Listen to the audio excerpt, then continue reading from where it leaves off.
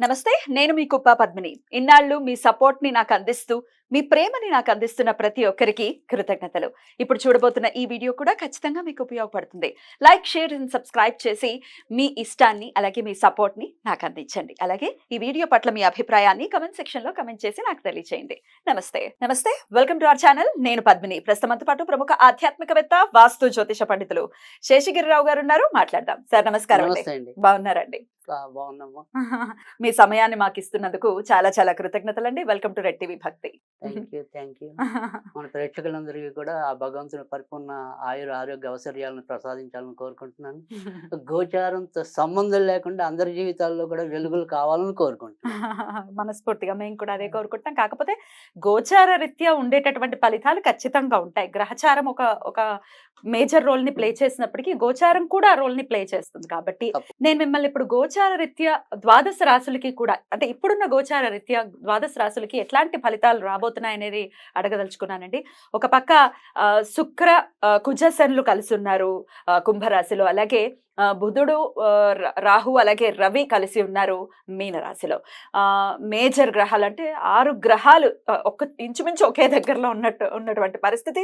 ఇట్లాంటి గోచార పరిస్థితులు ఉన్నప్పుడు ద్వాదశ రాశుల మీద ఎలాంటి ఇంపాక్ట్ ని చూపిస్తుంది ఒక్కసారి మీ ద్వారా? తప్పకుండా. అంటే ఇక్కడ మనం ఏదైతే ఇప్పుడు ఈ సంయోగం అంటాం, గ్రహాల సంయోగం అనుకోండి, అది ఒక్కొక్క బిందువులో వారు ఇంకా దగ్గరగా ఉన్నప్పుడు దాని ఫలితం అనేది ఇంకో రకంగా ఉంటుంది.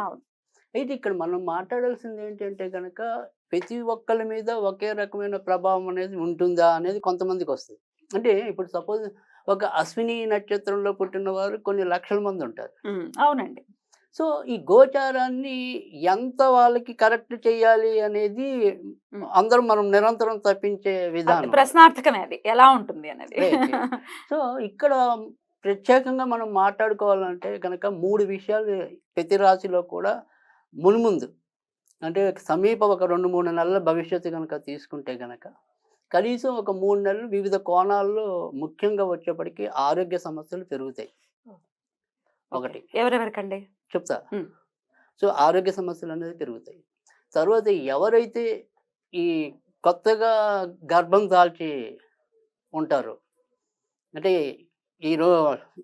రీసెంట్ అనుకోండి, వాళ్ళకి కూడా ఒక్కోసారి గర్భస్రావ ప్రమాదాలు ఉంటాయి.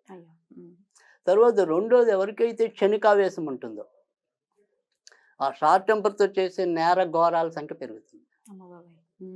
సో అందుకని ఖచ్చితంగా ఈ 2-3 నెలలు కూడా ఏ రాశి వారైనా ఎంతో కొంత జాగ్రత్త తీసుకోవాలి. స్ట్రెస్ఫుల్ లైఫ్ ఉంటుంది 2-3 నెలలు. సో అది ఎలా ఉంటుంది అనేది ఒక్కొక్క రాశిని బట్టి చెప్దాం. తప్పకుండా.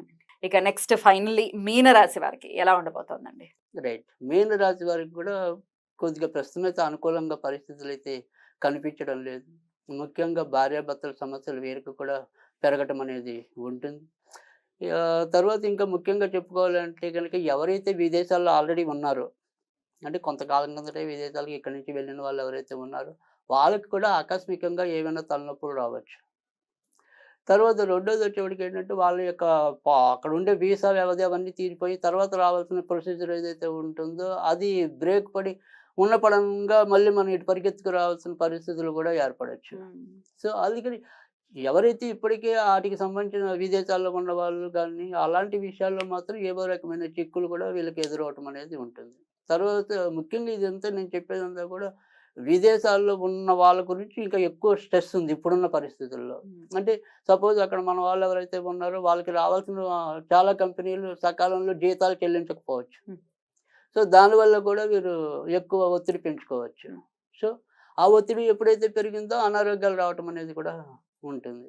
ఇక మంచి ఎవరికి అంటే కనుక ఏదైనప్పటికీ కూడా అక్కడ గురుడు ధనస్థానంలో ఉండటం, రెండో ఇంట్లో ఉండటం అనేది ఉండటం కాబట్టి ఎంత పెద్ద సమస్య అయినా కానీ ఏదో మొత్తానికి చివరి నిమిషంలో ఏదో అమ్మయ్య ఊపిరి పీల్చుకున్నాము అన్నట్టు ఆనందించడమే తప్ప వీరు చేసే విధానంలో, అంటే వీరు చేసే నిజాయితీ ఉంది కానీ దానికి తగిన ఫలితం అయితే వచ్చే పరిస్థితి ఇప్పుడు లేదు. సో అందుకని మనం ఆలోచించాల్సింది కానీ ఆనందపడాల్సింది ఏంటి అంటే ఏదో విధంగా ఒడ్డెక్కుతాను, ఆ ఒడ్డెక్కించేందుకైతే ఒక గ్రహం ఉంది, గురుగ్రహం. అందుకు అలా ఆనందించాల్సిందే తప్ప బాగా మరి చంకలు గుద్దుకోవడానికైతే లేదు. లేదు. రైట్. సో, అయితే వీళ్ళు చేయవలసింది ఏంటి అంటే గనక, వీళ్ళు కూడా కొద్దిగా వెంకటేశ్వర స్వామిని ఎక్కువ పూజించడం అనేది మంచిది. హ్మ్. సో, నిత్యం చదువుకుంటే గనక చాలా తేలికైనది వెంకటేశ్వర స్వామి వజ్రకవచం అని ఉంటుంది. సో, ఆ వెంకటేశ్వర స్వామి వజ్రకవచం చదువుకోవాలి. సరే చదువుకోవడం కూడా రాదు అనుకుంటే గనక వెంకటేశ్వర స్వామికి శనివారం పూట వడపప్పు, పానకం, తేనె కూడా ఉండాలి. ఎందుకంటే అక్కడ రాహు ఉన్నాడు కాబట్టి రాహు గ్రహాన్ని అదింపెట్టడానికి తేనె పెట్టాలి. తేనె. ఓకే. సో, వడపప్పు, పానకం, తేనె నివేదన చేయటం వల్ల కూడా ఈ దుష్టగ్రహాల బాధ అన్నది తగ్గుతుంది.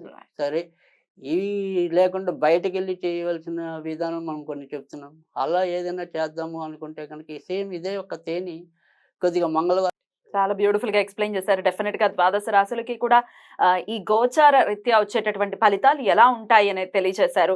అలాగే రెమెడీస్ కూడా చెప్పారు, రాశి వైజ్ కూడా చెప్పారు. కాబట్టి అందరికీ కూడా ఈ 2 నెలలు చాలా బ్యూటిఫుల్ గానే వెళ్ళాలని మనస్ఫూర్తిగా తప్పకుండా అందరూ వెళ్ళాలని మనకు కూడా కోరిక అదే. తప్పకుండా మీ సమయం ఇచ్చి మాకు ప్రిడిక్షన్స్ ని తెలియజేసినందుకు చాలా చాలా కృతజ్ఞతలండి. నమస్కారం. Thank you.